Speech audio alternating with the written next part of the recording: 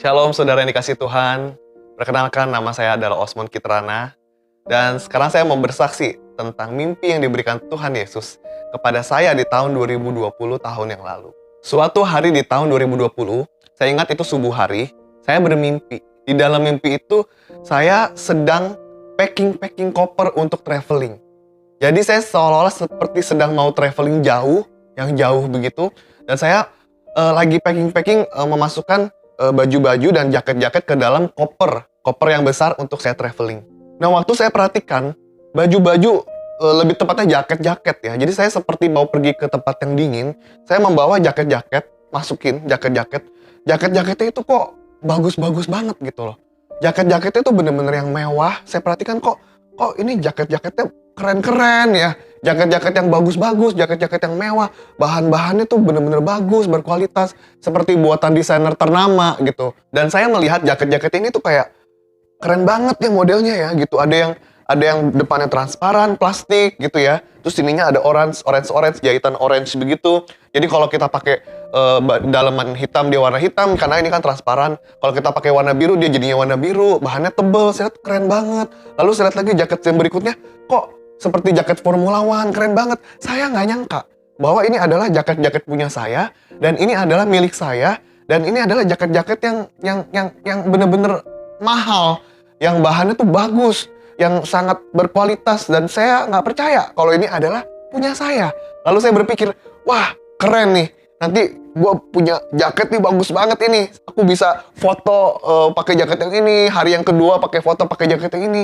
Wah ini keren-keren banget, and I don't believe bahwa ini adalah jaket-jaket kepunyaan saya semua. Nah, saking kesenangan saya punya jaket-jaket bagus-bagus, keren-keren ya, saya sampai nggak percaya gitu ya. Lalu saya jadi terlena. Lalu saya jadi terbuai, saya jadi liatin jaket, wah bagus, saya jajal, saya coba, saya ngaco, ih keren ya pakai ini, gini. Akhirnya saya jadinya berlama-lama terbuai untuk melihat-lihat jaket-jaket keren. Saya jadi terbuai dan akhirnya saya menjadi berlama-lama untuk packing koper. Akhirnya singkat cerita, setelah itu saya scene mimpinya itu tiba-tiba saya berada di sebuah airport. Dan di airport itu saya sedang berjalan di tengah airport yang besar itu. Saya berjalan dan saya seolah terburu-buru mau ke imigrasi, mau ke ini. Saya kayak buru-buru banget gitu, kayak saya lagi ngejar waktu. Nah, udah ngejar waktu segala macam. Akhirnya dengan menenteng tas, menenteng koper berat-berat gitu ya, saya buru-buru lari. Akhirnya saya melihat bahwa pesawat terbang yang harusnya menjadi pesawat saya itu akhirnya lepas landas. Akhirnya saya tertinggal pesawat. Saya lihat dengan mata kepala saya sendiri. Saya lagi ini bawa tas ransel sama koper. Saya lihat pesawat saya terbang. Terbang. Dan saya tertinggal. Di situ saya langsung berasa sedih sekali. Saya langsung merasa ngenes banget. Saya merasa saya ditinggalkan. Saya langsung benar-benar sedih di hati saya. Rasa sedihnya bukan rasa sedih biasa, ya ketinggalan pesawat, enggak. Rasa sedihnya benar-benar sedih sekali. Sedih bahwa kesempatan saya berakhir, saya ditinggalkan. Bahwa kesempatan saya itu sudah hilang. Dan saya ditinggalkan seorang diri. Saya rasanya nyes di hati. Nyes, kayak antara mau nangis gitu, bener-benernya sedih banget. Lalu sontak saya terbangun. Saya langsung terbangun dan saya langsung kaget gitu loh. Langsung kaget, oh ini mimpi. Dan saya langsung saat itu juga, detik itu juga saya langsung paham arti mimpi itu apa. Saya langsung mengerti ini adalah message dari Tuhan. Mimpi tentang ketinggalan pesawat ini mempunyai arti bahwa saya akan ditinggalkan pada saat pengangkatan Tuhan Yesus datang kedua kali. Orang-orang kudus diangkat ke surga semuanya, tapi saya ditinggalkan. Saya tertinggal. Saya tidak ikut dengan pengangkatan Tuhan. Itu langsung terbersit di dalam pikiran saya begitu saya bangun. Nah dulu, mama saya sudah berkali-kali pernah bercerita ke saya tentang mimpi-mimpi serupa. Padahal ini sudah bertahun-tahun lamanya mama saya bercerita tentang saya. Mungkin sudah ada 10 tahun yang lalu. Tapi dia mimpi berkali-kali. Tapi mimpinya berbeda-beda, tapi mirip. Dia pernah mimpi tertinggal pesawat. Dia pernah mimpi tertinggal kereta. Dia pernah mimpi tertinggal bus. Dan dia pernah mimpi tertinggal kapal feri penyeberangan. Nah, semua mimpi-mimpi itu memiliki arti yang sama. Bahwa akan ditinggalkan. Tertinggal dengan kapal feri, tertinggal dengan pesawat, tertinggal dengan pengangkatan. Semua mimpi itu memiliki arti yang sama, walaupun scene-nya berbeda, walaupun kapalnya beda, yang satu bus, yang satu kereta, yang satu pesawat, tapi intinya sama. Dan itu sudah diceritakan sama mama saya, sudah bertahun-tahun lamanya. Dia mimpi berbeda-beda tahunnya. Tahun yang satu, dia mimpi ini, tahun berikutnya dia mimpi ini, tahun berikutnya dia mimpi ini, tapi kurang lebih mimpinya sama. Dan dia sudah menceritakan saya sudah lama. Tapi akhirnya waktu saya bangun, saya langsung teringat, oh ini adalah mimpi mama saya. Ini saya mimpi ketinggalan pesawat. Matung loh, dulu mama saya pernah cerita tentang mimpi ketinggalan pesawat juga. Artinya adalah tertinggal pengangkatan. Dan ini terjadi sama saya. Saya nggak percaya, ini terjadi sama saya. Mimpi tentang ketinggalan pesawat. Waktu bangun, saya langsung saya mengerti mimpi ini. Dan saya langsung teringat sama mimpi-mimpi mama saya pernah ceritakan. Message-nya sangat simple sekali. Adegan cuma saya packing, lalu saya pergi dan tertinggal pesawat. Tapi sangat simple, sangat nyata, dan sangat jelas sekali. Saya yakin dan percaya ini adalah message dari Tuhan buat saya, bahwa saya tidak boleh bermain-main lagi dalam hidup ini, dan saya harus bersungguh-sungguh mengerjakan keselamatan saya, karena waktunya sudah mepet, sudah sebentar lagi. Mari kita kupas mimpi saya satu persatu. Mimpi saya ini diawali dengan saya packing koper. Saya mempacking barang-barang masuk ke dalam koper. Packing ini berbicara tentang persiapan keselamatan saya. Saya selama ini sudah mempersiapkan keselamatan. Saya dari kecil sudah Kristen. Saya sudah mengenal Tuhan Yesus. Saya sudah dibaptis. Saya sudah percaya tentang baptisan Roh Kudus. Saya sudah mengenal Roh Kudus. Saya tahu tentang firman Tuhan. Saya tahu tentang keselamatan itu apa. Saya tahu tentang surga dan neraka. Dan saya tahu tentang doa. Saya tahu semuanya. Ini menggambarkan bahwa kita semua sudah mengenal Tuhan. Kita sedang mempersiapkan keselamatan kita. Tadi sebelumnya saya berbicara tentang saya lagi packing jaket-jaket kan. Nah, jaket itu adalah berbicara tentang kehidupan kita. Dan detail-detail kecilnya. Resletingnya bagus, bahannya transparan, material yang sangat luar biasa, buatan desainer ternama, itu adalah semua distraction. Jaket juga berbicara tentang gaya hidup yang saya jalani di dalam dunia ini. Yaitu hal-hal yang sangat duniawi. Yang fana. Nah, di dalam mimpi itu saya sedang terbuai dengan jaket-jaket dan baju-baju mewah itu. Saya terbuai memperhatikan detail-detailnya. Saya terbuai, saya menjajalkan semuanya. Ini menggambarkan bahwa saya terbuai dengan apa saja yang ditawarkan oleh dunia ini. Apa yang menjadi distraction kita? Kemewahan, kenikmatan, kenyamanan, ego kita, pride kita, kesombongan kita, keangkuhan hidup. Distraction juga bisa berupa hal-hal yang baru, kesenangan yang baru, perubahan hidup yang baru, lifestyle yang baru. Distraction juga bisa berupa hobi kita, kesenangan dan bisnis kita, bahkan pekerjaan kita. Jaket-jaket di dalam mimpi juga bisa menandakan saya terbuai dengan rezeki yang saya terima. Mungkin kelak saya mendapatkan kehidupan yang baru, yang keren, yang saya tidak pernah bayangkan sebelumnya, tapi saya dapatkan. Saya memaksa memasukkan barang-barang kesayangan saya, jaket-jaket yang mahal-mahal itu. Padahal itu adalah distraction yang menghambat kerohanian saya. Dalam hal mengikut Tuhan, di Matius 4 ayat 20 dan 22, Tuhan mengajak murid-murid pertama kali. Ada Simon, ada Yakobus, dan Yohanes anak Zebedeus. Tuhan bilang, mari ikut aku. Dan mereka meninggalkan jala mereka meninggalkan kapal mereka, dan mereka meninggalkan ayah mereka. Mereka meninggalkan jala, itu adalah pekerjaan mereka. Mereka meninggalkan kapal adalah harta mereka. Mereka meninggalkan ayah mereka, itu berarti meninggalkan keluarga mereka. Ini berbicara tentang totalitas kita mengikut Tuhan. Jangan ada apapun yang menghambat kaki kita untuk ikut sama Tuhan. Tapi jangan salah sangka saudara, saya tidak mengajak Anda untuk menjual rumah, resign dari kantor, menyelesaikan seluruh kehidupan kita, ninggalin keluarga kita. Enggak. Saya nggak maksud begitu. Bukan itu maksudnya. Bukan itu poinnya saya. Yang saya maksudkan adalah porsinya. Apakah selama ini kita sibuk memberikan kepuasan terhadap daging kita saja, dan kita lupa untuk memberikan makan roh kita, rohani kita yang sebenarnya lebih penting. Kita selama ini giat mencari uang, sibuk kerja, banting tulang, kita sibuk dengan kegiatan sehari-hari, aktivitas sehari-hari, kita main sosial media, ya kan, kita mencari popularitas, kita ngurusin investasi kita, dan kita cari cuan tiap hari gitu. Tapi seringkali kita lupa menjaga hubungan kita dengan Tuhan, kita lupa berbicara dengan Tuhan, kita lupa berdoa, kita lupa tentang hal-hal yang berbau rohani seperti baca firman, seperti penyembahan. Apakah kita lakukan itu? Gak salah ngelakuin segenap aktivitas kita. Kita memang harus bekerja. Gak salah mengurusi ini dan itu, bersibuk dengan kegiatan-kegiatan kita, gak salah. Tapi apakah balance dengan kehidupan rohani kita? Itu aja. Apakah kita balance? Coba kita sama-sama pikirkan. Waktu kita ini lebih banyak dihabiskan oleh kesenangan kita ini apa? Contoh kalau saya adalah, saya suka nonton Netflix. Saya suka nonton film-film seri Saya suka nonton series-series bule yang bagus-bagus dan panjang-panjang. Terus saya juga suka main game. Terus saya juga suka main sosial media gitu ya. Dulu saya ngelakuin itu berjam-jam. Nonton berjam-jam sampai subuh, sampai pagi. Saya main game. Game itu saya sampai pagi juga. Terus saya juga main sosial media, kecanduan. Sampai wah semuanya deh saya mainin gitu kan. Tapi setelah saya mau benar-benar bertobat, saya bilang sama Tuhan, Tuhan kayaknya saya mau kurangin porsi-porsi itu. Karena kalau saya ikutin kedagingan saya itu semuanya nggak ada habisnya. Berkumpul bersama teman, karaoke rame-rame, nggak ada yang salah. Ke klub, party-party, nggak ada yang salah. Tapi kalau kebanyakan porsinya sampai membuat kita tidak punya waktu dengan Tuhan, itu yang salah. Jadi saya mulai kurangin tuh ya namanya nonton. Dari yang berjam-jam saya kurangin, saya sedikit-sedikit saya kurangin dan saya kasih waktu buat Tuhan untuk berdoa. Saya kasih waktu untuk dari yang main porsinya untuk main game nih, saya pergunakan untuk baca firman. Sedikit-sedikit, tapi lama-lama saya jadi terbiasa dan akhirnya lifestyle saya jadi punya gaya hidup yang baru. Saya jadi suka berdoa, jadi saya suka baca Alkitab, saya jadi suka pujian dan penyembahan dan ngobrol langsung sama Tuhan. Balik ke mimpi saya. Di dalam mimpi itu saya di airport lagi ngegeret-geret bawa-bawa koper yang berat yang isinya barang-barang mahal dan keren. Dan inilah yang menghambat kita. Inilah yang menghambat saya untuk maju, untuk mengejar pesawat itu. Saya sibuk memasukkan barang-barang yang saya punya. Saya ingin memasukkan semua barang mahal kesayangan saya. Dan sampai akhirnya saya berlama-lama dan akhirnya saya tertinggal sama schedule-nya Tuhan.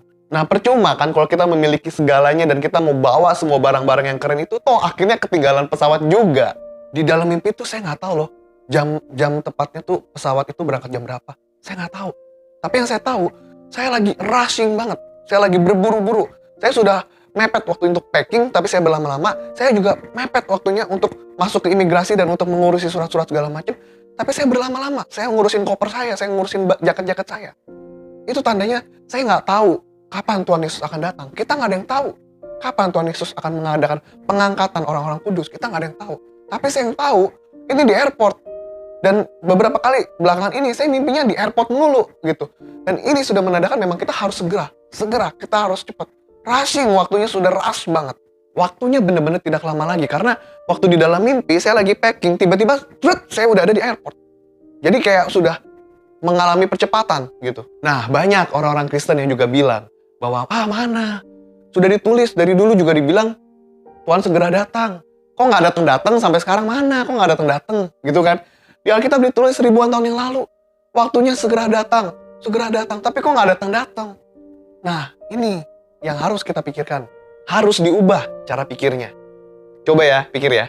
Dari dulu aja, dari ribuan tahun lalu dulu aja, sudah dibilang segera datang. Apalagi sekarang. Sekarang ini berarti sekarang ini sudah mepet banget. Berarti sudah benar-benar deket banget waktunya. Karena kan 1000 tahun buat kita, buat Tuhan kan cuma 1 hari. Buat kita membutuhkan 1000 tahun, tapi buat Tuhan cuma sehari. Datanglah dia. Seringkali orang-orang juga bilang bahwa, Tuhan Yesus datangnya nanti, belum sekarang. Masih nanti, masih lama gitu ya. Nanti saja, tunggu sudah tua, baru kita tobat. Tobatnya nggak usah sekarang, nanti aja gitu. Ya kalau kita hidup sampai Tuhan Yesus datang. Kalau malam ini tiba-tiba kita dipanggil Tuhan, gimana? Ya kan? Saya mau berikan perumpamaan tentang pesawat terbang, saudara. Pesawat terbang itu kalau mau lepas landas, itu kan harus melewati trek yang begitu panjang. Dia harus mengumpulkan tenaga, harus melewati bermeter-meter, mungkin kilometer kali ya itu. Untuk dia jalan terus sampai tenaganya sudah cukup, sudah kuat, barulah dia lepas landas dan akhirnya terbang ke tujuannya. Nah, begitulah dengan kita, saudara. Kalau kita mau dekat sama Tuhan, kita yang tadinya belum dekat, kita yang tadinya belum pernah ngedoa, kita jarang baca Alkitab gitu ya, nggak punya hubungan yang dekat dengan Tuhan gitu ya. Kita mau langsung semata-mata tiba-tiba langsung iman kita naik gitu, puncak itu ya nggak bisa juga. Ya karena kita masih hidup di dalam tubuh ini, dan tubuh ini berat untuk kita lawan gitu. Makanya kita membutuhkan yang namanya latihan, disiplin rohani. Dan kita kalau mau dekat sama Tuhan, kita harus mulai dari sekarang. Mulai kita yang namanya disiplin rohani, kita baca firman, kita berdoa, kita pujian penyembahan sendirian di kamar atau bersama-sama komunitas kita gitu ya. Supaya apa? Supaya kita latihan iman, latihan kita kerohanian dan kedekatan dengan Tuhan itu kita latih dari sekarang. Let's say kalau tahun depan kita mau lebih dekat dengan Tuhan, maka kita harus mulai dari tahun ini. Kita harus tarik mundur bahwa kalau ke depan ya saya mau lebih dekat dengan Tuhan, berarti saya harus mulai dari sekarang. Karena dari sekarang ini kita harus memupuk kebiasaan-kebiasaan, disiplin rohani, aktivitas-aktivitas di mana kita mau mendekatkan diri dengan Tuhan. Kita mulai baca firman, kita mulai berdoa syafaat, kita mulai pujian penyembahan. Dan itu nggak bisa langsung semata-mata langsung, kita langsung bisa gitu. Karena itu membutuhkan latihan yang benar-benar, saudara. Jadi nanti itu akan menjadi kebiasaan. Dari yang kita belum biasa baca firman, baca Alkitab, kita belum biasa seperti itu tiap hari, kita belum biasa. Kita mau bayar harga, kita coba sedikit demi sedikit, lama-lama kita jadi biasa. Dan tadi saya sudah sebutkan, itu akan menjadi lifestyle baru dalam keseharian kita. Ada prosesnya, saudara, untuk kita tuh jadi lebih dekat, iman kita bertumbuh, kerohanian kita makin bangkit bersama Tuhan. Itu ada prosesnya juga. Nggak bisa langsung begitu saja. Let's say kalau Tuhan Yesus datang tahun depan misalnya. Apakah Anda yakin Anda siap? Kalau Tuhan Yesus datang 6 bulan lagi, apakah yakin Anda sudah siap? Dari sekarang, Anda sudah mempersiapkan kerohanian Anda, hidup Anda udah benar-benar dekat dengan Tuhan atau enggak? Atau jangan-jangan waktu Tuhan Yesus tiba-tiba datang, kita benar-benar gak siap, kita langsung kayak, waduh, gue belum baca Alkitab, aduh, aku belum doa, aduh, selama ini hidup aku masih belum benar gitu. Gimana kalau seperti itu?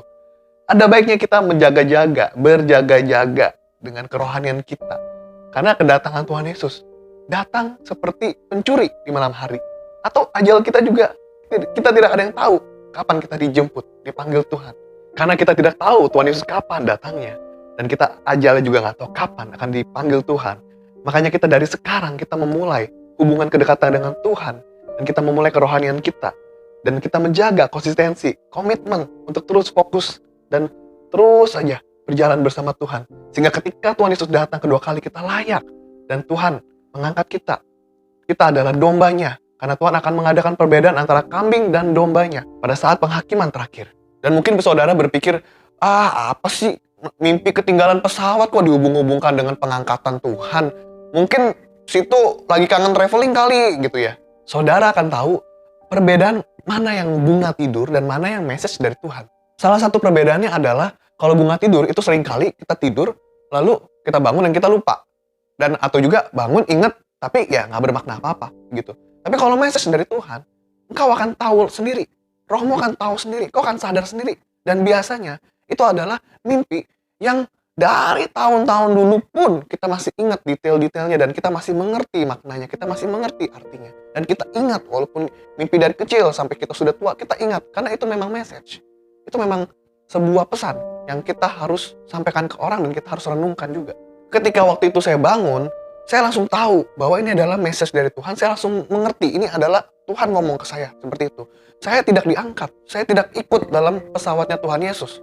Karena masih banyak yang membebani saya, masih banyak yang menghambat saya, kerohanian saya. Makanya saya berubah, saya mau bertobat. Saya mau benar-benar sungguh-sungguh mengerjakan keselamatan saya. Dan saya sekarang mau mengajak saudara semua untuk ayo kita lebih mendekatkan diri kepada Tuhan. Kita tinggalkan segala dosa-dosa lama kita. Kita akui, kita minta ampun depan Tuhan. Kita benar-benar masuk ke dalam hadirat Tuhan, mendekatkan diri kepadanya. Tuhan itu maha ampun kok. Kalau kita minta ampun sama Tuhan, Tuhan ampuni dosa saya.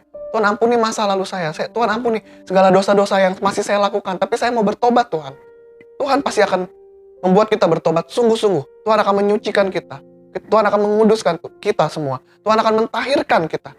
Tuhan akan membuat kita mempunyai hati yang merindukannya. Minta Tuhan untuk menguatkan iman kita. Tuhan, kuatkan imanku. Tuhan, bakar api semangatku. Tuhan, bakar api cinta kasih mula-mulaku dulu. Minta Tuhan untuk Tuhan membakar roh kita. Supaya kita lebih semangat lagi. Supaya kita lebih bergairah lagi sama Tuhan. Kita mungkin sudah lupa. Kita mungkin sudah tidur lama. Udah lama meninggalkan Tuhan. Sudah lama nih gak berdoa. Aduh lama nih gak baca Alkitab. Datang ke Tuhan. Tuhan terima gak ya? Tuhan selalu menerima. Tuhan selalu mengampuni. Asal kita meminta. Asal kita memohon, asal kita bilang, Tuhan, saya mau bertobat sungguh-sungguh. Tuhan pasti akan mengampuni kita. Tuhan pasti akan memasukkan kita ke dalam hadiratnya.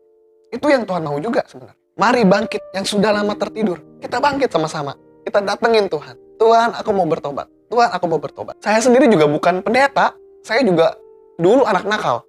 Saya banyak ngelakuin kesalahan. Saya banyak ngelakuin dosa-dosa. Saya pun masih berdosa. Tapi saya berusaha untuk Tuhan, saya mau bertobat. Saya datang kepada Tuhan. Saya mau bertobat. Saya mau sungguh-sungguh Tuhan. Tolong sucikan aku. Aku orang berdosa Tuhan. Tolong ampuni aku. Gimana ya Tuhan caranya? supaya imanku lebih naik lagi, imanku lebih tinggi lagi, aku lebih punya roh lagi untuk menyala-nyala. Gimana caranya Tuhan?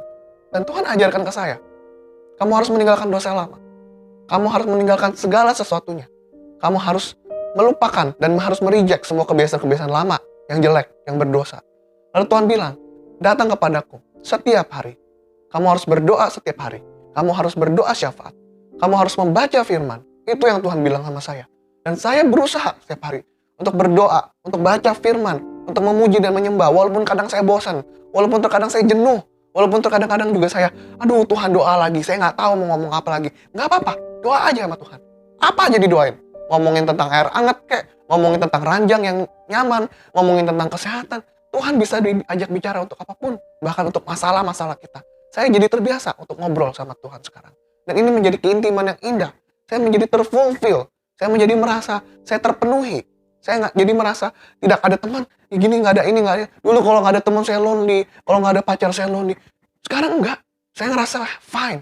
Saya ngerasa happy karena saya ngerasa fulfill. Kan ada Tuhan yang memenuhi hidup saya. Dan Tuhan sangat baik karena telah menyampaikan warning melalui pesan mimpi ini supaya saya hidup lebih bersungguh-sungguh, supaya sungguh-sungguh mengerjakan keselamatan saya. Dan bersyukur juga karena saya jadi bisa menyampaikan pesan ini kepada saudara-saudara semua. Semoga kesaksian saya ini bisa memberkati kita semua, bisa menguatkan iman kita semua, dan bisa memberi semangat yang baru kepada kita semua. Tuhan Yesus memberkati. God bless you all.